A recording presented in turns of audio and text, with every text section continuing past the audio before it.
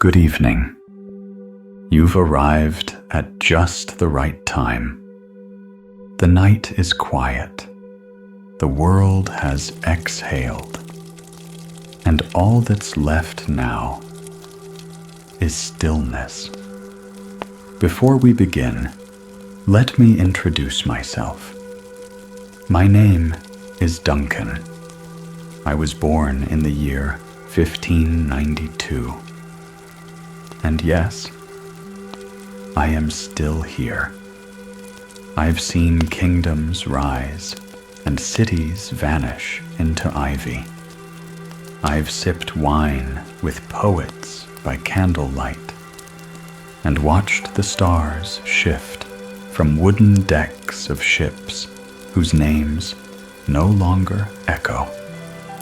You see, I am immortal.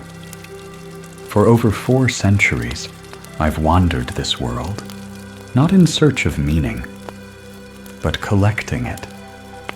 And every so often, when the evening is quiet enough, I share a story, not of war or sorrow, but something gentler, a memory that has waited long enough to be told. If this is your first time here, welcome. I'm grateful you found me. If you enjoy the way I tell these tales, I invite you to subscribe. Tap the bell so the next story finds you exactly when you need it. And if you feel moved, leave a comment below. Tell me what kind of story you'd like to hear. A person, a place, a forgotten time that lingers in your curiosity. And let me know, too, when you usually fall asleep, and in what time zone your night begins. I read every message, truly. And perhaps, in your words, I'll find the next memory worth unfolding. Now, let your hands soften, unclench your jaw, turn off the light if you haven't already. Let the weight of the day slide gently off your shoulders. There's nowhere else you need to be, only here. Because tonight, I'd like to tell you about a letter. Not just any letter. A simple envelope, really. Nothing fancy, nothing bold. A faded rectangle of cream-colored paper sealed with time itself. A letter that disappeared into the folds of history, only to reappear nearly 100 years later. A message written in 1 century and received in the next. You may be wondering, how could such a thing happen? How can an object so small, thin enough to slip between bookshelves, quiet enough to be forgotten, manage to defy time itself? The truth is, the world is full of pathways we do not see. Basements, drawers, forgotten attics, and locked trunks. And in one such forgotten place, a farmhouse cellar, as it turns out, a wooden crate lay untouched for nearly a century. In it, among ledgers and ticket stubs and rusted keys, sat an envelope. It had been mailed in 1914, just as the world was starting to tremble with the First Great War. It bore a 2-cent stamp, its edges browned and brittle, and the handwriting, though delicate, had endured. To Miss Helen S. Chambers, Number 8, Willow Lane. But Miss Helen never received her letter. The house was sold, willow trees uprooted. Time, as it always does, moved on without explanation. And yet, the letter remained, waiting. Take a moment to absorb this. The ink on that page had waited longer than most lives last. Its message suspended in the quiet hush between generations, like a whisper caught in a hallway, searching still for ears to hear it. We often think of time as something fixed, measured, obedient to calendars and clocks. But perhaps time is more like a slow, shifting tide, and objects, like this letter, drift across its surface until the current carries them home. It was in 2013 the letter finally found its way. Delivered, though not to Helen, of course, but to her granddaughter, now a woman in her 60s. The moment the envelope was opened, it was as though time folded in on itself. The words inside were ordinary. A message from a brother stationed in New York before heading to Europe. Yet they trembled with affection, with urgency, with the simple breath of a family bond that had endured, undelivered. Can a message find its meaning a century late? Or did it find its true meaning precisely because it was late? Consider that for a moment. Perhaps the timing of things is not as rigid as we believe. Perhaps there are messages, letters, thoughts, even dreams that arrive only when the world is quiet enough to listen. The envelope didn't carry secrets or revelations, but what it did carry was something far more fragile: presence. The brother's voice, his hope, his slight worry, all preserved in that paper like perfume in a locket. I remember finding something similar once. In Vienna, around 1880, I came across a violin case in a shop run by a man with fingers so calloused they could peel bark. Inside was a love note from decades before, tucked between the bow and the velvet lining. It had never been read. Yet even as I stood there, holding it between gloved hands, I felt as though I had interrupted a private conversation still trying to happen. Messages, you see, have a kind of memory. They know their way home, even if it takes 100 years. And in the case of Helen's letter, perhaps the world wasn't ready for it until her granddaughter, quiet, widowed, reflective, sat in the garden with tea and trembling fingers, and finally opened what time had sealed.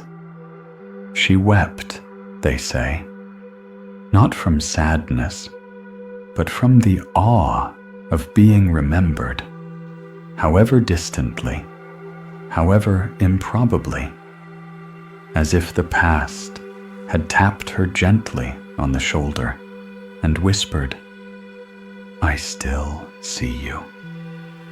So tonight, as you lay quietly and let your thoughts begin to drift, I invite you to imagine what messages might still be waiting for you. Perhaps not in envelopes, but in memory, in places you have yet to visit, or in the unread lines of someone's journal, locked away in an attic bathed in golden dust. Because when we think of time as linear, we limit the poetry of its nature. But time, my friend, is also a circle, a whisper, a door slightly ajar, and every now and then a letter steps through it. Now, I'd like to talk about the people who made such journeys possible, those quiet custodians of time and memory, the ones who sorted, carried, and sometimes misplaced the very letters that history now treasures. They used to wear gray coats, sometimes navy blue. The color varied depending on the decade, the country, the whim of an official somewhere behind a desk. But always, there was a certain dignity in the way they stood, the way they walked their routes, long, quiet miles through snow or heat, with sacks of letters pulling gently at their shoulders, like the soft weight of memory. I'm speaking of the postmen, of course, and the women who joined them later, the ones who carried not just mail, but meaning, who moved through the world like unseen threads, binding people together across oceans and silence and time. In 1903, I spent a quiet winter in a town not far from Pittsburgh. Back then, the post office was a small wooden building at the end of a street lined with sycamores and clapboard homes. It had a brass bell on the door that sang every time it opened, and a stove in the corner that made the whole room smell faintly of coal and cinnamon bark. The postmaster there was a man named Emery Winslow. He'd been sorting mail for 27 years, had the calm, worn face of someone who had read thousands of names without ever opening a single envelope. That was the curious part. He never read the letters, but he knew them. He remembered the tremble in a sender's hand, the weight of grief in the paper, the joy tucked into a certain kind of ink. You don't have to read words, he once told me, to know what they're trying to say. Emery treated every envelope like a living thing, as if the letter itself had a story to tell. Not just the contents, but its journey, its texture, its silence. He kept a drawer labeled unsent, unclaimed, unknown.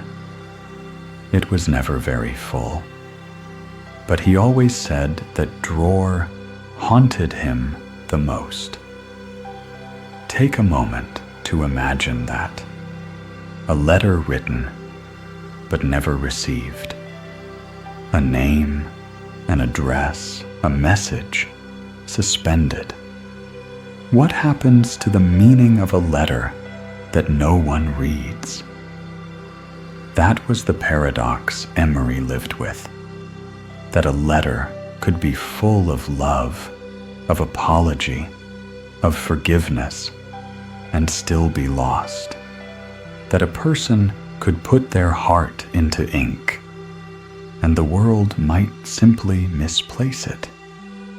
It made me think of how much we take for granted, how we assume when we drop a letter into a box that it will find its way, that some great and invisible system will carry our words faithfully, precisely, lovingly, from hand to hand. But systems are made of people, and sometimes people lose things. The beauty of the post lies in its hopefulness. Every letter is a gesture of trust. Trust that the message will survive the journey. Trust that the address is right. Trust that the person on the other side still lives, still cares, still waits. Even today, the system endures. Barcodes have replaced hand-sorted piles. Planes have replaced horse-drawn carts. But the essence remains.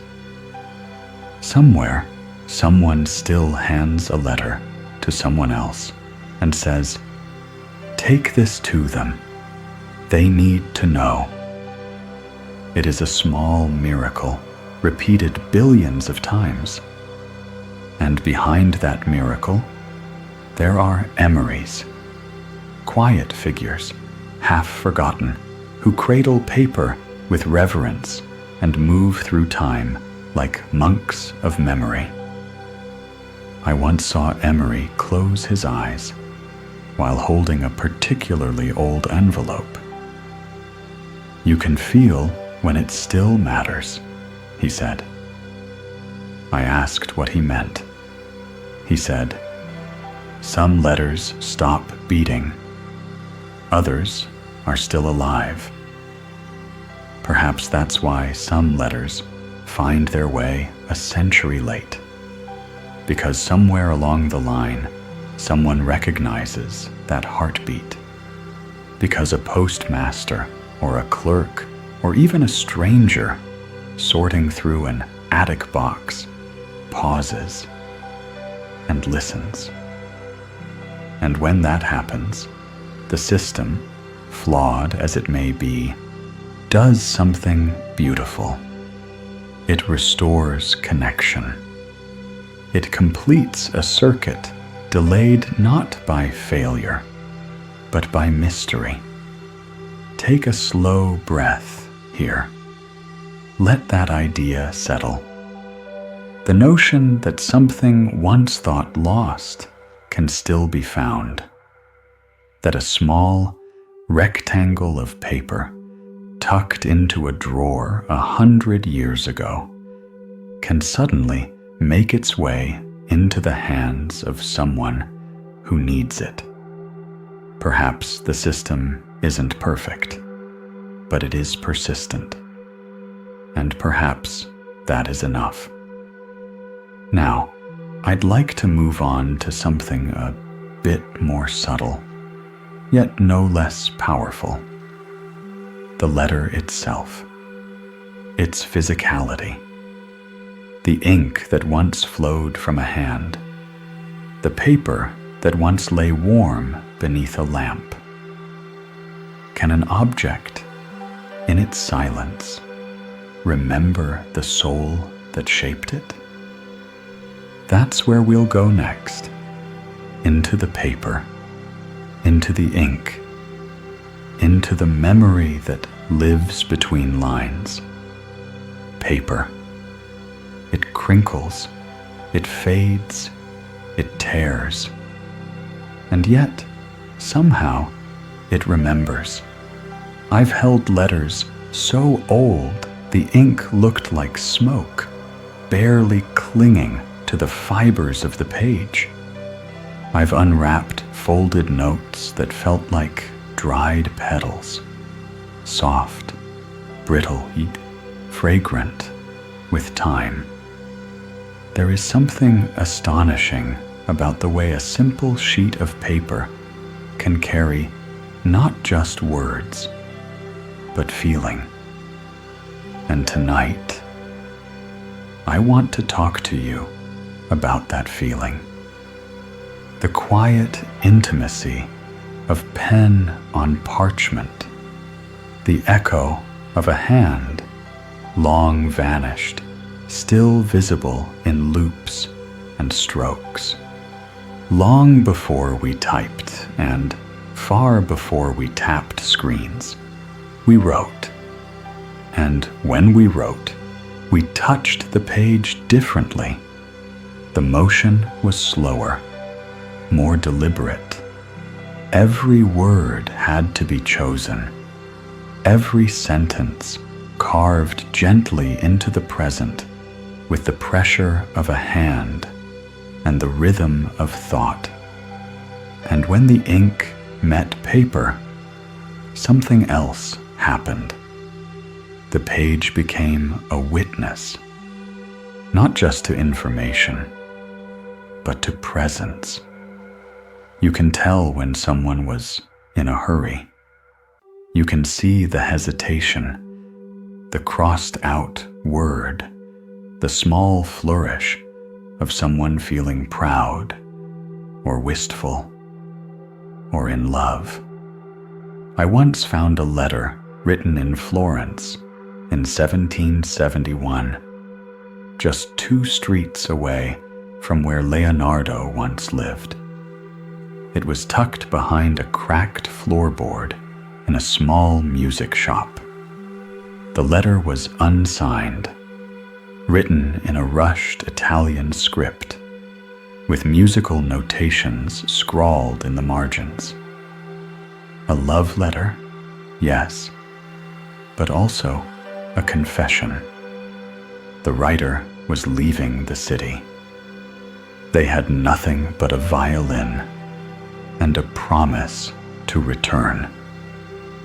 The letter was never sent, yet it was never lost, because when I held it, I could feel it listening, as though the paper itself had absorbed the heartbeat of its writer, as if the pressure of their fingers had impressed some invisible echo of their soul into the very grain of the parchment. Take a moment with that. A letter is more than just language. It is memory, pressed, sealed, and sleeping until touched again. Even the ink plays its part. In the old days, it was mixed by hand. Oak galls, iron salts, sometimes wine or honey. The formula varied, but always it was alive. When it first met the paper, it shimmered faintly.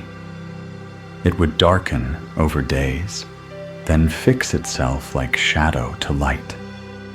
I've seen letters where the ink had pooled in one word only: forgive.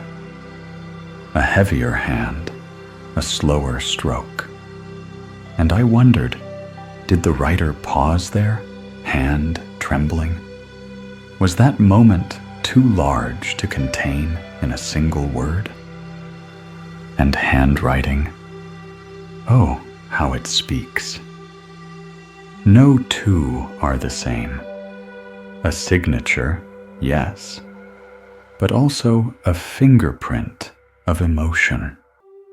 A person's mood, their upbringing, their confidence. It's all there, curled inside the shape of a letter. Some people write as if singing. Others press too hard, as though trying to hold the page still. Some leave wide margins, making space for doubt. Others write so close to the edge, they seem to overflow with urgency. In modern times, we've lost some of this. Typed words are efficient, but they lack texture. Digital ink does not smudge, but it does not breathe either. Still, perhaps that's why old letters affect us so deeply. They are echoes of real touch, not just messages, but gestures. They ask us not just to read, but to feel, not just to understand, but to witness. And if paper can remember, perhaps it also listens. Perhaps each letter left folded in a drawer is listening still. That idea has stayed with me for a long time. It's why I never throw away letters, even ones not meant for me. They are, in their own way, alive, waiting to be unfolded, waiting to speak again. So if you ever find one tucked between the pages of a second-hand book or sealed in the lining of an old suitcase, pause. Don't rush. Let your fingertips learn its weight. Smell the paper. Trace the handwriting. Ask it what it remembers. And in doing so, you might not just hear the voice of another. You might hear something of yourself reflected back. Now, I'd like to move on to a curious idea. Not letters that were lost or left behind, but those written for the future. Letters sealed not with hope of reply, but with hope of being known. There's something haunting about a sealed envelope with a date written far ahead of its time. To be opened in the year 2025, or for my daughter when she turns 21. It's not just an inscription. It's a hope folded neatly into paper. A hope that time will cooperate, that someone will be there to receive what we're brave enough to send forward. Tonight, I want to sit with that feeling. The act of writing to the future, a message addressed not to the now, but to the not yet. You might think this is a modern invention, but it isn't. As far back as the 17th century, I remember witnessing men and women sealing documents for their descendants. Family Bibles were inscribed with notes that said, "For your children's children, when the old house no longer stands." Deeds, oaths, quiet warnings, all tucked away in drawers with keys long since misplaced. I once stayed in a small Massachusetts village where a copper box had been sealed beneath the cornerstone of a library. It was 1883. The mayor spoke of how those unborn will learn of us, and of how we hoped they'd do better. I remember wondering whether the message would still be understood when the box was finally opened, whether language or meaning or memory would still know how to translate longing. There's a certain audacity in writing for someone who doesn't yet exist. But maybe that's the purest kind of love, a reaching out with no expectation of return. Time capsules, letters to future selves, notes folded into books with "open later" scribbled in the corner.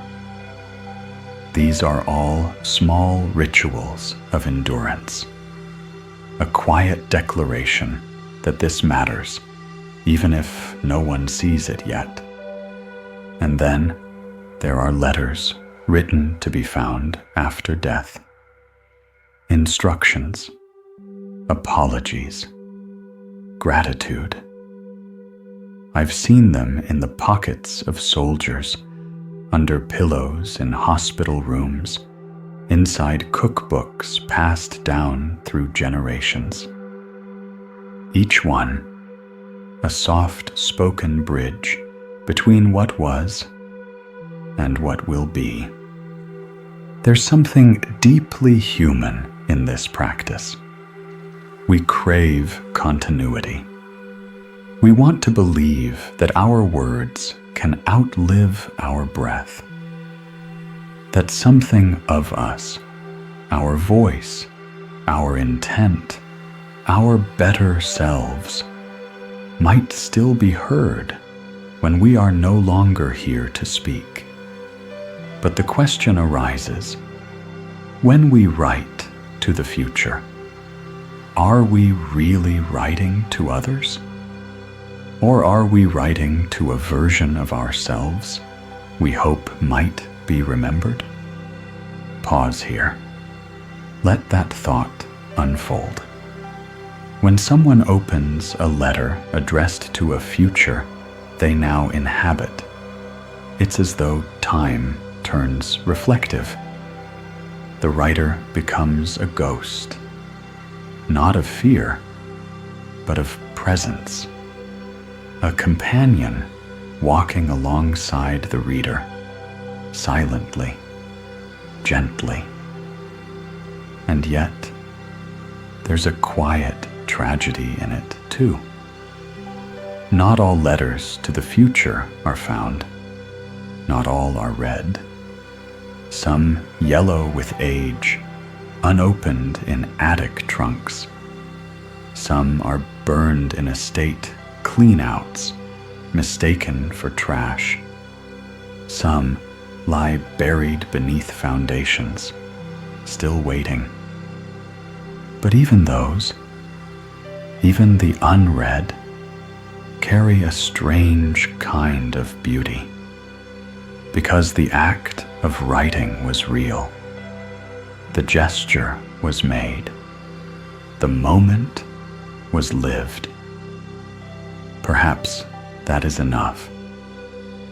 It reminds me of a man I once met in 1924 in Chicago. He ran a small stationery shop and had begun a project of mailing letters to himself, one every year, with instructions to the post office to delay delivery by a decade. He said, "The world will need reminding that I was once here." He chuckled when he said it, but the words stayed with me. When I passed by the shop many years later, it was gone. But I like to believe that at least one of those letters arrived, right on time, and found someone who read it slowly, reverently, maybe even aloud.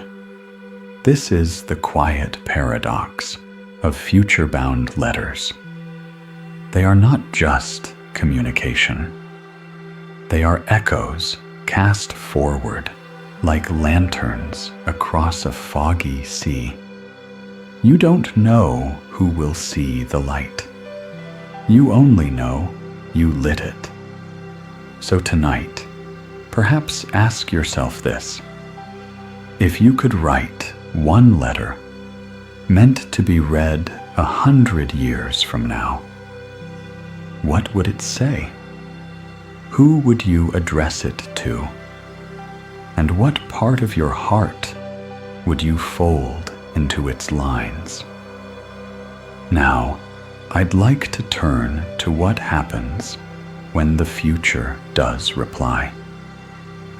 When a letter, long forgotten or lost, finally arrives, not in theory, but in reality. When hands unfold paper and the past walks through the door.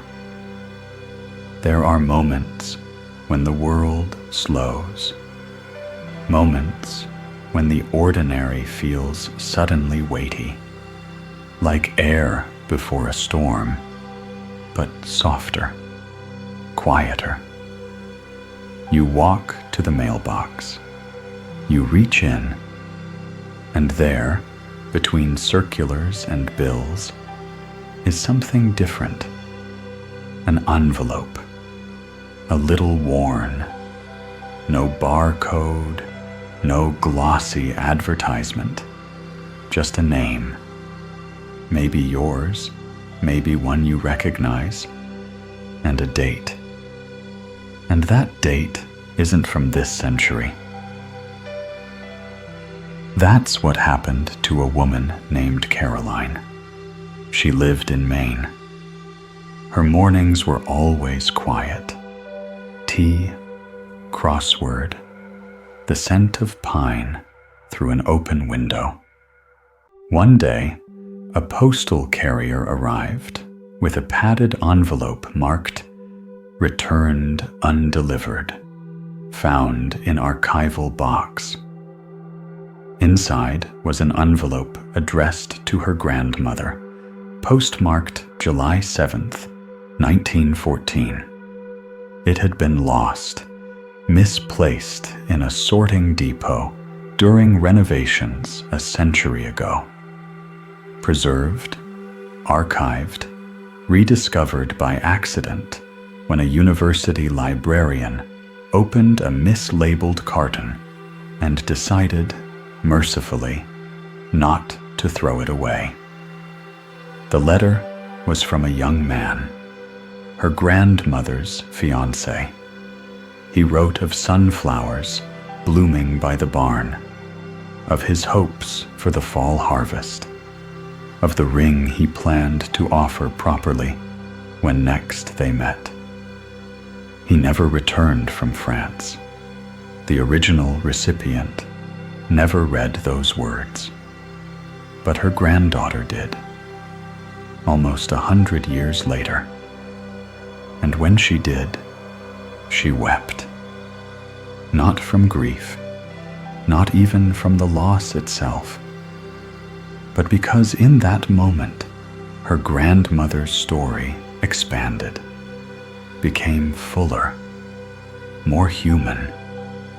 Time had delivered not just a letter, but a piece of her. There's something extraordinary about that kind of arrival.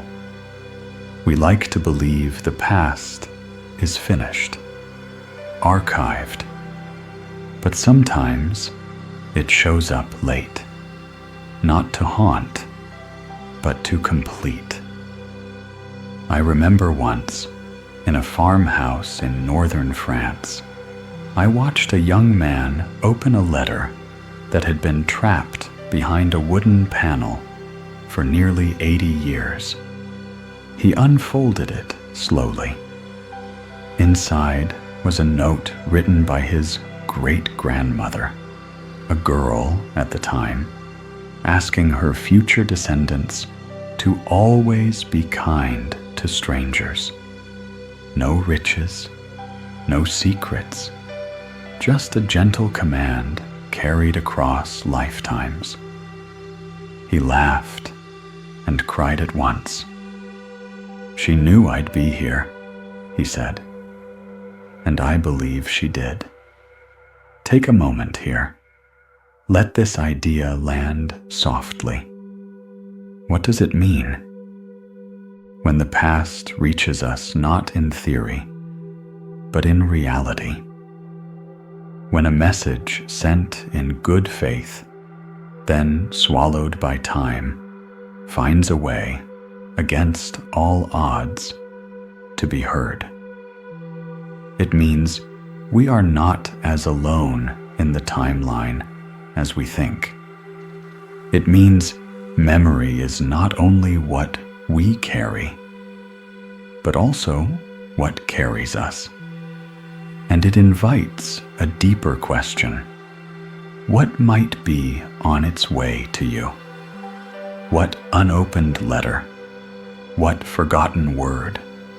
What dormant blessing might be moving slowly, invisibly, toward your hands, even now?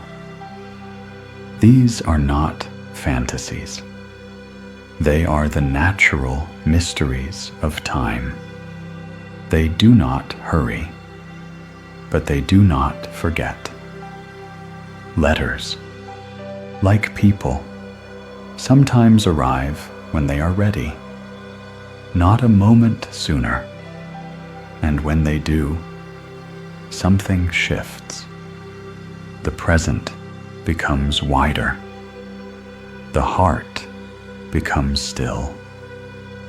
And for a moment, there is a reunion, not just of people, but of meaning.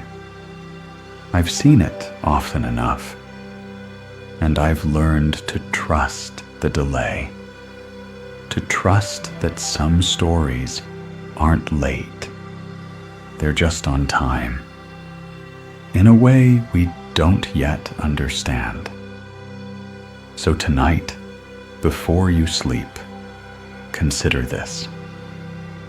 You may have already sent a message whose reply is still on its way. You may one day be the person who opens something meant for another and finds it meant for you instead. Time doesn't always rush. Sometimes it delivers softly. And when it does, even an old letter can feel like a warm hand reaching across years, saying, "Here, this was always for you."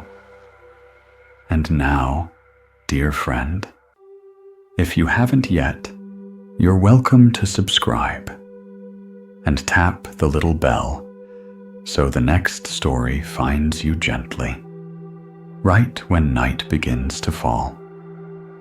And if you'd like, leave a comment below.